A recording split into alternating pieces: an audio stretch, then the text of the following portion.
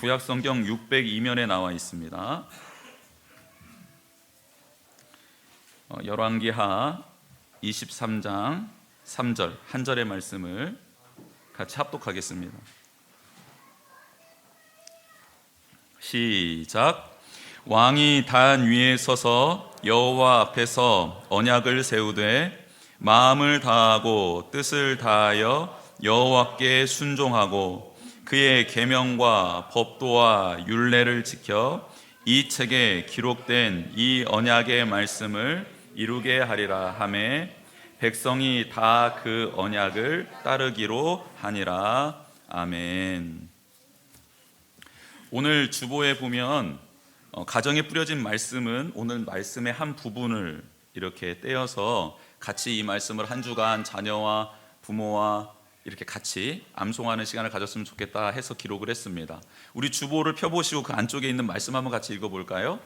주보 펴보시고 시작. 마음을 다하고 뜻을 다하여 여호와께 순종하고. 앞을 보고 한번 같이 해볼까요? 시작. 마음을 다하고 뜻을 다하여 여호와께 순종하고. 거의 IQ가 한 200씩은 다 되시는 것 같습니다. 한 번에 이걸 다 외우셨네요. 제가 이따 아우팅 가서 한번 급습해서 물어볼 테니까 그때 맞추면 보너스 선물을 하나씩 드리도록 하겠습니다. 오늘은 종교개혁주일입니다. 1500년 동안 하나의 공동체로 세상에 영향을 미쳐왔던 기독교는 세계사에 많은 좋은 선한 일들을 행했습니다. 사람을 살렸고 문화를 꽃피웠으며 철학과 법학, 문학에 많은 영향을 주었습니다. 인류의 선한 영향력을 미치며 발전한 기독교는 끝까지 하나님 중심, 말씀 중심, 성령 중심으로 서로 사랑하면서 섬기며 세상의 빛과 소금의 역할을 감당하면 좋았습니다. 그런데 그렇게 하지 못했다라는 것이 문제가 되었습니다. 이 종교가, 이 기독교가 정치와 손을 잡고 물질의 눈에 멀게 되면서 퇴락의 길을 걷기 시작합니다. 어느 날 교황이 교황청으로 들어오는 은금을 가득 실은 마차를 보며 이렇게 말을 했습니다. 이제 우리 교황청은 더 많은 일, 이 은과 금으로 더 많은 일을 할 수 있게 되었습니다 라고 교황이 기쁜 나머지 이렇게 소리를 쳤습니다. 그런데 그 옆에서 그 말을 듣고 있었던 토마스 아퀴나스가 이렇게 탄식하며 말을 했다고 합니다. 이제 교황청에는 은과 금이 많지만 더 이상 교회는 걷지 못하는 자들을 향하여 일어나 걸으라 라고 말할 수 있는 예수 그리스도의 이름의 능력을 잃게 될 것입니다 라고 탄식했습니다. 여러분, 이 탄식은 중세시대 그대로 이루어졌습니다. 핍박을 받으면서 하루하루 어떻게 살아야 될까 고민했던 초대교회는 생명력이 있었습니다. 로마 황제에 의하여 기독교가 국교로 공인받았을 때에도 많은 이교도인들이 예수 그리스도의 품으로 돌아오는 기적과 같은 일들이, 기회들이 주어졌습니다. 그런데 문제는 교회가 힘이 생기고 권력이 주어지면서부터 시작되었다라는 겁니다. 교황과 주교들과 교황청 사람들이 왕과 국가 권력보다 더 큰 힘을 갖게 되었습니다. 교황청에서 왕을 세우고 국가의 정책들을 인준해 주었습니다.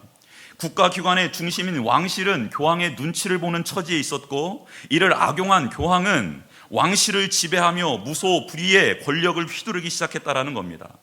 놀랍게도 11세기에는 주교가 지방의 군주 역할을 감당하며 땅을 사들이기 시작했고, 많은 소작 농민들을 거느리는 대부가, 거부가 되었습니다. 주교가 말입니다. 물론 그들이 만약 그 많은 소작농들을 대상으로 말씀 가운데 그들을 양육하고 하나님의 원리를 따라 섬기고 나누며 살았다면 많은 농민들은 주교를 존중했을 것이고 교황을 더 존경했을 것이며 교황청을 사랑했을 것입니다. 그러나 그 반대의 일을 행했다라는 겁니다. 더 많은 세금들을 거두어 들였고 기근이 들고 흑사병이 돌아 유럽 인구의 3분의 1이 다 소멸했을 때에도 주교들은, 교황은 그들의 탐심을 더욱더 키워가고 있었다라는 것입니다. 산업혁명으로 봉건제도가 무너져 내렸습니다. 사회의 구조가 재편되면서 나라마다 민족주의가 성행하게 되었습니다. 전 유럽을 통일하고 보편적인 가치로 유럽 대륙을 이끌어갔던 기독교는 더 이상 유럽 전체의 국교가 될 수 없었다라는 것입니다. 국경이 생기기 시작했습니다. 나라의 빈부격차가 생기기 시작했습니다. 군사력의 차이로 인하여서 서로 전쟁이 일어나기 일쑤였고, 그렇게 유럽 사회는 변화되고 있었습니다. 사회적으로 정치적으로 수많은 변화가 일어나고 있었던 그 상황 가운데 교회는 아무 일도 하지 않고 있었습니다. 한 가지 일에만 몰두하고 있었습니다. 그게 무엇일까요? 부와 명예와 권력을 지키기 위하여 더욱더 물질에 집착하고 있었습니다. 그러나 상황이 변해버린 유럽 각국에서 들어오는 세수는 그렇게 많지 않았습니다. 아름다운 교회를 짓기 위해서 노력했고, 더 많은 일들을 벌이고 있었던 교황청은 이전만큼 들어오지 않는 돈을 충당하기 위하여 새로운 계획을 세웁니다. 그게 무엇일까요? 성직을 매매할 수 있게 법을 만들어 버립니다. 성직을 돈으로 사고 팔고 할 수 있도록 만들었고, 성직의 계급을 3단계로 나누었습니다. 그래서 맨 밑단에 성직을 팔 때는 그 성직을 산 사람이 1년의 연봉을 꼬박 교황청에 바치는 세금 제도를 두었고, 혹 어떤 주교가 사고나 자연사로 인하여 발생의 그 빈자리가 생겼을 때 사람을 임명하지 않고 그에게 들어갈 돈을 교황이 가로채기 시작했습니다. 말도 안 되는 일들이 일어나기 시작했고, 이걸로도 충당이 안 되자 면죄부를 만들어 면죄부를 사면 지옥으로 갈 영혼이 천국으로 옮겨질 수 있다라는 터무니없는 일들을 자행하기 시작했습니다. 모든 것이 어그러져 버렸습니다. 서민들은 교황청과 주교들에게 불만이 쌓일 대로 쌓인 상태였다는 것입니다. 돈을 가진 사람들, 권력자들, 즉 민초들을 괴롭히고 약탈하는 모든 사람들은 교황청과 관련이 있었고, 혹은 다 상당수가 주교들이었다라는 겁니다. 이런 시대적, 정치적, 사회적 상황 속에 비텐베르크 대학에서 성서학을 가르치고 있었던 루터는 교황청에서 판매하고 있는 면죄부의 문제점을 지적하고, 교황청의 교리를 문제 삼아 교내에 있었던 성당인 교회인 그 문, 게시판으로 활용되었던 비텐베르크 그 교회의 문 앞에 95개조 방방문을 붙이게 되는 것입니다. 그 전부터 이미 종교개혁을 위해서 노력하고 있었던 많은 신학자들이 있었습니다. 많은 사상들이 있었어요. 이런 것과 더불어 영향을 받고 개인적인 신앙 체험을 갖게 된 루터는 그렇게 95개조 방방문을 붙이게 된 것입니다. 이 종교개혁 운동은 서민들의 마음에 불을 지폈습니다. 울분에 차 있었던 서민들의 마음에 불을 지폈고, 그리고 걷잡을 수 없이 번져나가게 되었습니다. 중한 집권력을 잃어버린 교황청은 더 이상 이 종교개혁 운동이 퍼져나간 것을 막을 수 없는 지경에 이르게 되었고, 그 이후로 개혁교회가 분리되어서 나오게 된 것입니다. 즉 개혁교회, 개신교 내에는 여러 가지 분파들이 그 이후로 생겨나게 되었고, 그 중에 하나가 우리가 지금 속해 있는 교단, 대한예수교 장로의 교단도 그 중에 하나가 된 것입니다. 종교개혁은 계시를 받은 어떤 사람이 종교개혁이 일어나야 됩니다 라고 외친 어떤 외마디, 이 한마디에 우연히 퍼지게 된 사건이 아니라, 종교개혁은 시대적인 요청이 있었고 정치적, 사회적인 문제들과 결부되면서 거대한 사회개혁 운동으로 커지게 된 것입니다. 본질적인 질문이 여기에서부터 시작된 것입니다. 교회는 어떤 곳이어야 하는가? 개혁교회에 뿌리를 두고 있는 우리 교단과 지금 우리가 섬기고 있는 교회는 어떻게 존재해야 하는가에 대한 근본적인 질문이 종교개혁 운동에 던져졌습니다. 시대적 요청이었고 사회 문제를 끌어안고 가야 한다는 현실을 종교개혁은 우리에게 보여주고 있는 것입니다. 여러분, 교회는 어디 저 태평양 한가운데 솟아있는 섬과 같은 존재가 아닙니다. 세상 속으로 들어가 사람들이 고민하고 있는, 울부짖고 있는 그 애환에 동참하는 것이 교회입니다. 시대적 소명을 감당해야 하는 것이 교회이고, 말씀의 원리 따라 일그러져 버리고 사람들이 어디로 가야 될지 모르고 있는 그 문제들의 답을 제시해 주어야 하는 것이 바로 교회여야 된다는 것입니다. 공의와 정의가 물과 하수같이 흐를 수 있도록 도와주어야 하고, 사랑과 긍휼이 제대로 흘러갈 수 있는 길을 만들고 시스템을 만들어내는 일이 바로 교회, 즉 우리가 감당해야 되는 일이라는 겁니다. 교회는 누구이죠? 바로 우리들입니다. 그래서 우리 가정에서부터 말씀에 입각하여 물질을 사용하는 법을 가르쳐 주어야 합니다. 그리고 그런 본을 보여야 합니다. 주변 이웃에게 관심을 가지고 어떻게 사랑을 표현하면 좋을지 서로 가족 회의 시간에, 기도 시간에, 큐티 이후에 나눠줘야 된다는 것입니다. 세상 사람들이 바라보지도 못하고 깨닫지 못하는 그 진리의 말씀을 내가 곱씹고 해석해서 그들에게 나누어 줄 수 있는 메신저가 되어야 한다는 것입니다. 여러분, 빛과 소금은 존재 자체의 의미가 있는 것이 아닙니다. 빛의 역할을 감당할 때, 소금의 역할을 감당할 때 비로소 그 가치가 드러나는 것입니다. 여러분에게 예수님이 이렇게 말씀하셨죠. 너는 빛이다. 너는 소금이다. 옆에 계신 분에게 한번 말씀해 볼까요? 당신은 빛입니다. 한 번 더 이렇게 고백해요. 당신은 소금입니다. 그런데 그 빛이고 소금인 여러분들이 밖으로 나가지도 않고 어디에 박혀 있고 사람들을 만났는데 빛의 역할이나 소금의 역할을 안 하고 있잖아요. 그러면 세상 속에서 여러분은 빛이 될 수 없고 소금이 될 수 없는 겁니다. 빛과 소금의 역할을 감당할 때 그제서야 이게 빛이구나, 저 사람이 소금이구나 라는 것을 깨닫게 된다라는 것입니다. 우리는 이렇게 세상에 존재하는 것입니다. 어두운 세상은 한 번도 빛을 바라본 적이 없습니다. 빛을 바라본 우리가 빛 대신 예수 그리스도, 그분의 말씀, 그분의 사랑, 그분의 섬김, 그분의 희생을 들고 나아가 그들에게 보여줄 때 그들은 비로소 빛에 대해서 보게 될 것이고 깨닫게 될 것이고, 자신이 어둠이었다라는 것을 알고 회개하고 눈물을 흘리며 하나님께로 돌아오는 기적과 같은 일들이 일어나게 될 줄 믿습니다. 여러분이 그 역할을 감당하고 여러분의 가정이 그 역할을 감당하고 그런 여러분이 모여있는 우리 교회가 그런 일들을 감당하게 되면 좋겠습니다. 오늘 본문에 요시야 왕이 등장합니다. 북이스라엘은 아수르에 의해서 멸망했고 남아있는 남유다는 그래도 국토를 방어하기 위해서 명맥을 이어가고 있었습니다. 요시야 왕의 조부, 할아버지는 므낫세 왕이었고 아버지는 아몬이라는 왕이었습니다. 둘 다 악하기 짝이 없는 왕이었습니다. 그들은 아수르 제국의 조공을 바치고 있었고 그들의 신을 받아들여 자신의 자녀를 불 가운데 지나가게 하며 죽이는 그런 만행들을 저질렀던 왕들이었습니다. 그런 이스라엘 통치 시대가 지나고 이제 요아스가 할아버지가 돌아가시고 아버지가 죽고 난 다음에 8살에 8세의 나이로 왕이 됩니다. 이런 어린 왕이 어떻게 선대 왕들이 할 수 없었던 최고의 종교개혁을 일으킬 수 있었을까? 질문이 제기됩니다.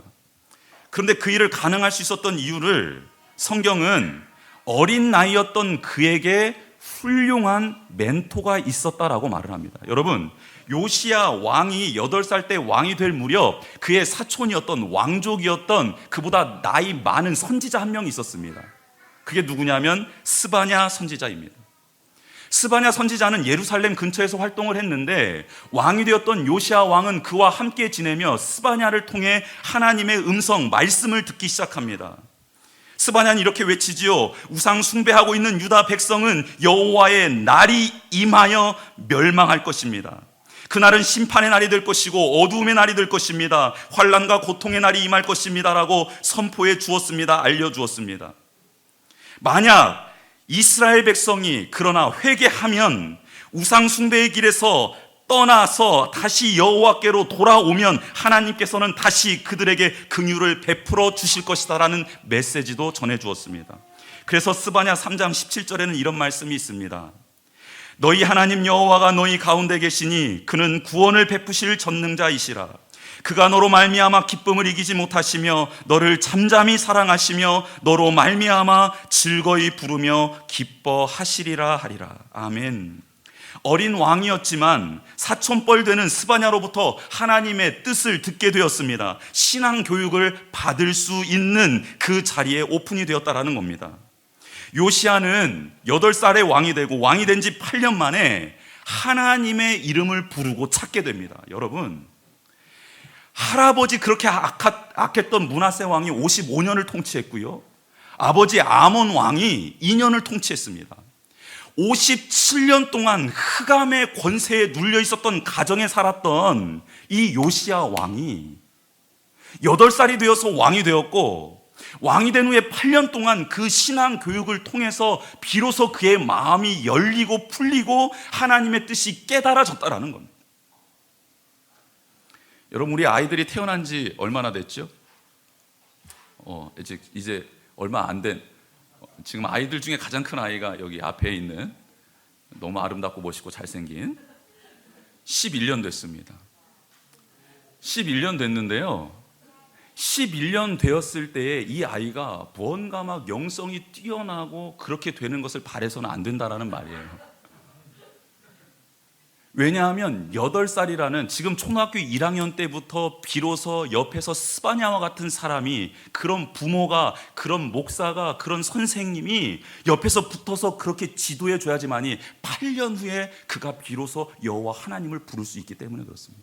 물론 가정 분위기가 기독교 분위기고 가정이 하나님의 말씀을 나누는 분위기고 찬양하는 분위기고 기도하는 분위기라면 그 기간이 단축될 수는 있습니다. 그러나 애들이 뒤집어라 엎어라 이렇게 변화되지 않는다라는 거예요. 여러분도 뒤집어라 엎어라처럼 변화됐습니까? 근데 하나님 이렇게 엎어주시잖아요. 예배당에 나오면 그래 내가 너를 사랑한다 나가면서 뭘요? 내가 너의 가정과 함께한다 아멘. 그러나 하나님 이게 무슨 꼴입니까? 여러분, 하나님이 여러분을 그렇게 변화시켜 주시고 은혜를 베풀어 주셔도 여러분 직장에 가거나 가정에 가거나 이 문만 나가면 여러분의 식대로 생각하지 않습니까? 요시야 왕도 마찬가지였다라는 겁니다. 여러분, 그런 8년의 시간을 보내버립니다. 그간 잘못된 가정교육과 왜곡된 신앙에서 벗어나 요시야의 마음이 하나님께로 향하는 데 시간이 필요했다라는 겁니다. 그리고 하나님께 마음이 돌이켜진 지 8년 만에 돌이켜지고 난 다음에 그 후에 4년 동안 요시야가 하나님 앞에 머무르게 됩니다. 하나님을 부르고 4년 동안 하나님 앞에 머무른 후에 종교개혁을 단행합니다. 그리고 그 종교개혁은 단순간 하나 이루어진 게 아니고요, 무려 6년 동안 진행이 됩니다. 저는 하나님을 바르게 섬기고 하나님의 뜻을 이 땅에 이루기 위하여 부름을 받고 행동하는 자는 어느 날 갑자기 하늘에서 뚝 떨어지는 것이 아니다라는 확신이 있습니다. 여러분, 지금부터 자녀들을 위하여 8년 동안 기도하면 8년 후에 자녀들이 요시야 왕처럼 하나님을 찾게 될 줄 믿습니다. 그 후에 또 그가 하나님을 부르고 난 다음에 하나님과 친밀한 교제를 통해 그가 하나님 앞에 말씀 따라 행할 수 있는 날도 오게 될 줄 믿습니다. 단시간은 아니지만 길게 보고 그렇게 하나님의 뜻을 물으며 기대하며 나아가는 저와 여러분이 되었으면 좋겠습니다. 여러분, 출애굽의 하나님의 뜻을 이루기 위하여 모세는 80년 동안 준비되었고요, 우리가 그렇게 잘 알고 있는 믿음의 족장들 아브라함과 이삭과 야곱도 자녀의 문제로 인하여서 20년, 17년 그렇게 하나님 앞에 엎드리고 인내하는 시간들이 있었다라는 겁니다. 요시야 왕도 종교개혁을 하기 위하여 12년 준비 기간이 있었습니다. 그 기간 동안에 요시야 왕은 이것을 깨달은 겁니다. 왕은 자신의 권력을 마음대로 행사하는 자가 아닌 하나님의 뜻을 받들어야 하는 자리다라는 것을 깨닫게 된 것입니다. 백성들은 하나님의 백성들이고 그들은 심판받아 멸망해야 할 존재가 아니며 구원받아야 될 하나님의 자녀다라는 것을 깨닫게 된 것입니다. 우리 자녀들에게 혹은 옆에 있는 우리 성도들에게 혹은 아내와 남편에게 우리는 스바냐와 같은 존재가 되어야 합니다. 또한 우리 자녀들, 우리 성도들은 요시야와 같이 하나님의 말씀을 소중히 여기고 깨달은 대로 행동하는 수용의 자세, 순종의 자세가 있어야 될 줄 믿습니다. 요시아가 종교개혁을 단행할 수 있도록 시대적 상황도 하나님께서 만들어 주셨습니다. 중동 지역을 지배하고 있었던 아수르 제국이 있었다고 하지 않았습니까? 그런데 그 아수르 제국을 통치하며 큰 제국을 만들었던 명군이 그만 하나님의 부름을 받게 됩니다. 그리고 그 자녀 둘에게 나라를 나눠주면서 주었는데 이 두 자녀가 더 많은 땅을 갖기 위해 내란이 일어납니다. 이 틈을 따라서 주변에 있었던 많은 신흥 강대국들이 등장하게 되었고, 그리고 유다 또한 조공을 바치고 있었던, 아수르에게 조공을 바치고 있었던 유다 또한 눈치를 보지 않고 종교 개혁을 할 수 있었던 것입니다. 하나님은 요시아가 어떻게 할 수 없었던 국제 정세까지도 만져주신 분이십니다. 여러분, 우리가 알지 못하지만 하나님을 우리가 바르게 믿고 하나님 안에서 하나님의 뜻을 이루기 위하여 몸부림칠 때에 하나님은 국제 정세까지도 바꿔주실 수 있는 분이심을 믿기를 바랍니다. 그런 하나님이 여러분의 하나님이십니다. 이스라엘은 왕정 제도를 도입하면서 왕과 제사장의 역할을 정확하게 구분하는 나라가 되었습니다. 제사장이 왕에게 조언을 할 수 있었고 하나님의 뜻을 전했습니다. 그때 왕은 하나님의 뜻을 받들었습니다. 왕도 하나님께 예배하러 나와왔을 때 고민되는 문제들을 제사장에게 말했고, 기도하던 중에 제사장과 함께 그 일들을 논의하는 그런 서로 도움을 주고받는 관계, 그러나 정확하게 분리되어 있는 그런 관계를 유지하고 있었습니다. 므낫세와 아몬 시대에 왕들이 잘못 판단하고 잘못된 길을 걸어가고 있었는데 우상을 숭배하며 하나님을 떠났음에도 불구하고 그 당시 제사장들은 일어나지 못했습니다. 모든 것을 막았어야 하는데 그들은 피해 있었다라는 겁니다. 왜 그렇게 행동을 못했을까요? 먼저는 생명의 위협을 느꼈기 때문이었을 겁니다. 므낫세와 아몬이 가만두었겠습니까? 자기 앞길을 막는 제사장들을 다 쳐 죽였겠지요.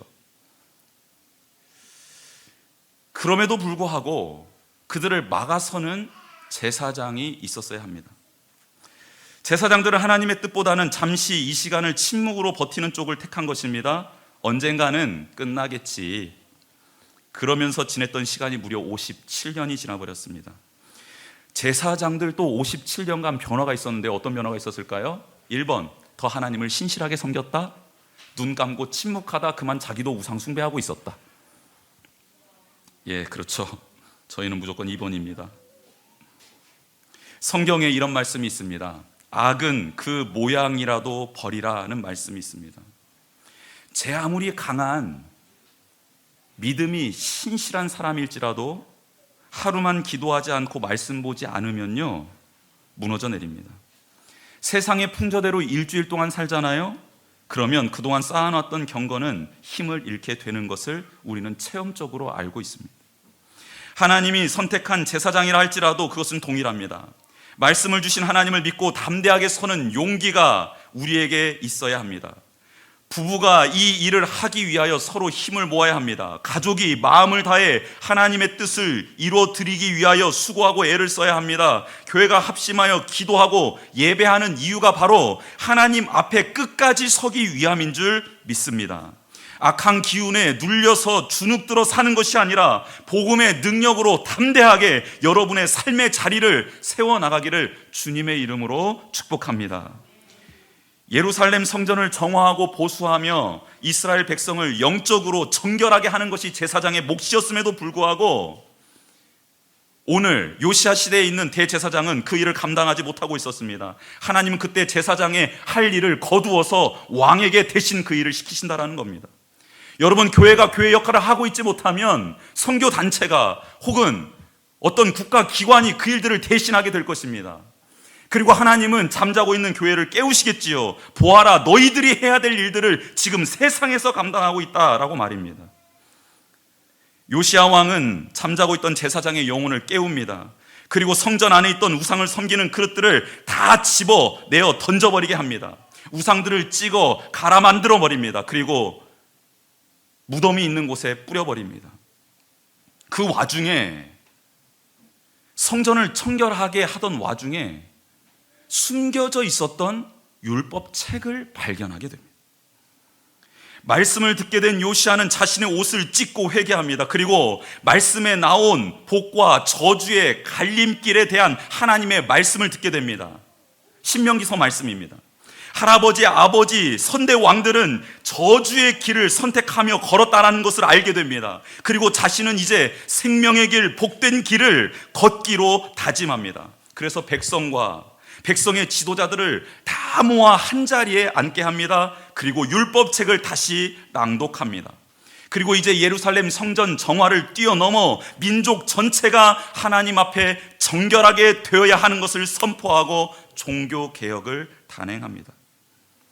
므낫세와 아몬 시대에 모든 것이 사라져 버릴 것이라고 생각했고 믿음, 신앙 또한 하나도 남지 않았을 거라고 생각했던 그때에 하나님은 당시 악한 왕들이 있었던 당시 어떤 제사장 한 명을 감동시켜 주셔서 율법책을 숨겨두게 만드셨다라는 겁니다.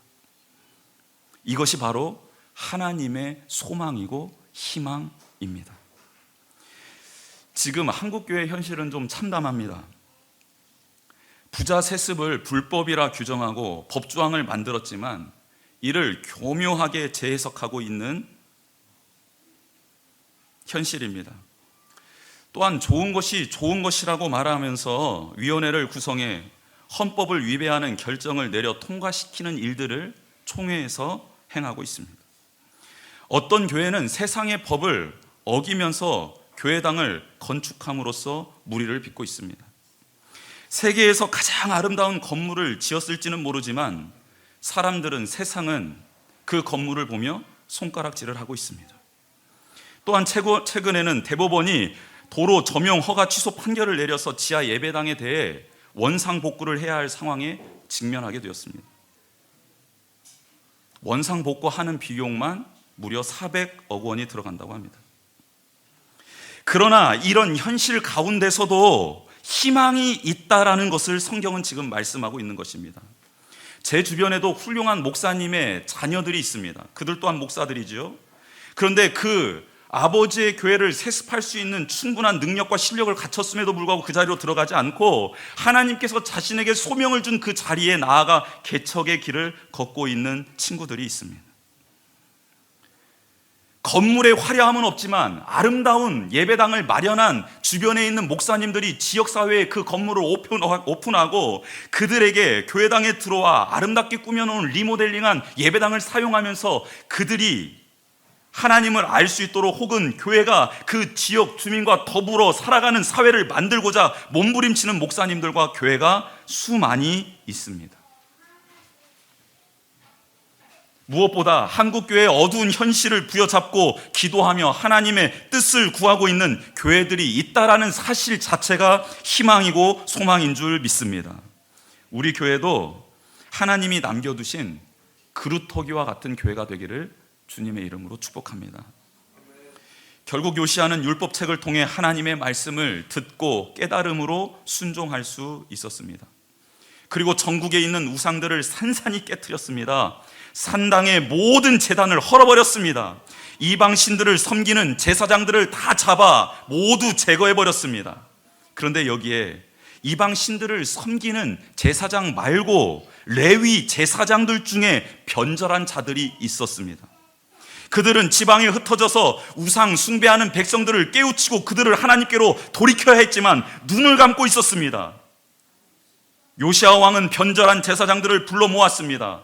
불러 모아 그들에게 회개할 기회를 줍니다. 그러나 그들이 다시 성전 여호와 제단에 올라가는 일들은 막아버렸습니다. 여러분, 우리나라가 일본의 식민 지배를 받았을 때 우리를 더 괴롭게 했던 무리는 어떤 무리였습니까? 일제 순사들이었습니까? 총독이었습니까? 아닙니다. 우리를 더 괴롭히고 우리 문화를 말살시켰던 데 앞장섰던 사람은 일본인들이 아니었습니다.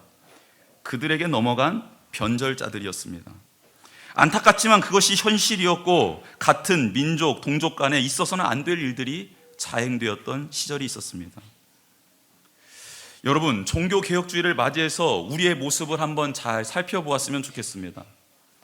하나님을 잘 섬기며 거룩하고 성결하게 살아가고 있는지, 아니면 변절자가 되어 하나님의 이름을 망령되게 일컬으며 세상 사람들에게 손가락질을 받고 있는 건 아닌지 말입니다. 교회가 하나님이 주신 복을 받아 누릴 때가 있었습니다. 그리고 교회는 마땅히 하나님의 복을 받아 누리는 것이 당연합니다. 그런데 그것을 어떻게 사용하느냐가 문제입니다. 하나님의 뜻인 하나님을 사랑하고 이웃을 사랑하는 일을 위하여 물질과 힘을 사용해야 합니다. 자신의 명예와 의를 내세우기 위하여, 제왕처럼 군림하기 위하여 하나님이 주신 복, 그 은혜, 그 힘, 그 물질을 사용해서는 안 된다라는 것입니다. 여러분, 중세시대의 서민들이 교회를 보며, 교황청을 보며, 교주를 보며, 교황을 보며 손가락질한 것은 그 종교 지도자들이 교회가 자신의 배를 채우고 있었기 때문입니다. 그리고 그 후 중세 교회는 쇠락의 길을 걷게 되었고 모든 게 다 흐트러지고 물거품이 되고 갈라지게 되었다는 것입니다. 지금 한국 사회가 교회에 손가락질을 하고 있습니다. 왜입니까? 교회가 자신의 배를 채우고 있기 때문 아니겠습니까? 아니, 정확하게 말하면 우상으로 추앙받고 있는 몇 안 되는 목회자들의 모습 때문일 수 있습니다. 그리고 그렇게 만들어가고 있는 성도들의 잘못이기도 합니다. 그래서 지금 우리는 끝없는 추락을 경험하고 있는지 모르겠습니다. 여러분, 교회의 주인은 하나님이십니다. 교회의 머리는 예수 그리스도이십니다. 몸된 지체들인 우리는 그분의 뜻을 받들고 그렇게 받들 수 있도록 도와주시는 성령님과 동행해야 합니다. 이 사실을 잊지 마십시다. 이 사실을 꼭 기억하십시다. 그리고 우리도 요시야처럼 하나님을 찾는 자, 하나님의 말씀을 귀히 여기는 자, 그리고 그 말씀을 깨달은 대로 순종하는 자, 그런 자가 되기를 주님의 이름으로 축복합니다.